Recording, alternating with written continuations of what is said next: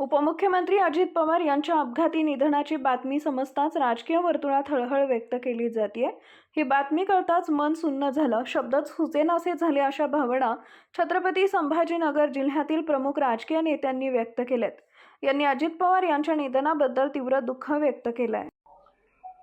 राज्याचे लोकप्रिय उपमुख्यमंत्री अजितदादा पवार यांचा विमान ॲक्सिडेंटमुळे जे दुर्दैवी निधन झालं, ह्या वृत्त कळाल्यानंतर मनाला अतिशय दुःख होतोय। माझ्या एकट्याचा नाही, पुऱ्या राज्याच्या तमाम जनतेला तो दुःख आहे। अनेक वेळेस मी त्यांना सभागृहामध्ये काम करताना पाहिलं, मंत्रालयामध्ये काम करताना पाहिलं आणि गेल्या 30 वर्षापासून सातत्याने मी त्यांना बघतोय।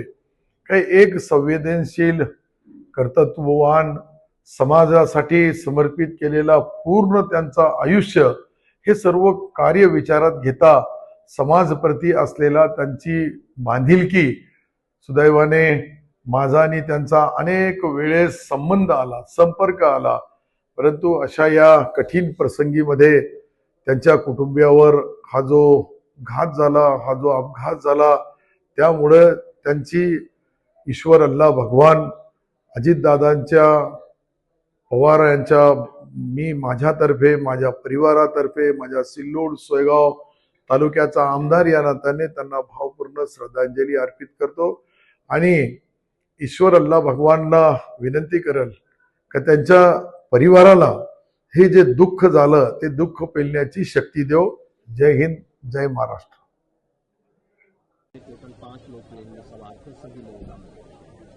अजित दादा पवार एक महाराष्ट्र के बहुत बड़े नेता थे, बहुत टाइम से राजनीति में थे और महाराष्ट्र के भाग्य विधाता थे। हर एक कार्यकर्ता के लिए वो लोकप्रिय थे, लेकिन आज दुर्दैव में से आज नहीं रहे, तो इसमें पूरा महाराष्ट्र 12-13 करोड़ जनता दुख में है। मैं भी उसमें दुख में शामिल होते उनको श्रद्धांजलि अर्पित करता हूं।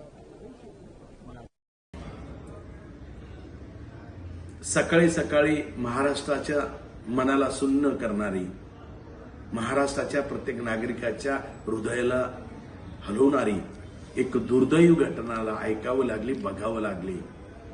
या राज्याचे सक्षम उपमुख्यमंत्री माननीय अजित पवार साहेब यांचा बारामती येथे विमान दुर्घटनेत मृत्यू झाला। ही खरं तर विश्वास न बसणारी घटना आहे, कारण हा एक संघर्षशील नेतृत्व, कार्यकर्त्यावर प्रेम करणारं नेतृत्व, विकासाच्या परिवर्तनामध्ये सातत्यानं निर्णायक भूमिका, ठोस भूमिका घेणारं नेतृत्व। कालच मंत्रालयाच्या परिसरात मी त्यांची भेट घेतली होती। कॅबिनेट संपल्यानंतर त्यांना मी भेटलो आणि रत्नपूर, औरंगाबाद संभाजीनगरच्या जिल्ह्यामधील रत्नपूर, खुलताबाद येथे भव्य छत्रपती संभाजी महाराजांचं स्मारक बनवण्याच्या दृष्टिकोनातून त्यांना मी विनवणी केली होती या अर्थसंकल्पनाच्या बाबतीत। त्यांनी भरभरून प्रतिसाद दिला आणि आज ही अशी घटना ऐकायला मिळते। त्यामुळे मी भारतीय जनता पार्टीचा प्रदेश महामंत्री या नात्याने आमदार संजय केनेकर त्यांना भावपूर्ण श्रद्धांजली अर्पित करतो आणि जी महाराष्ट्रावर शोककळा आणि त्यांच्या कुटुंबावर जो मोठा आघात झाला, त्यांना परमेश्वर खरं तर त्यातून बाहेर काढो ही भावना व्यक्त करतो। निश्चितपणे एका चांगल्या नेत्याला महाराष्ट्र पोरका झालेला आहे।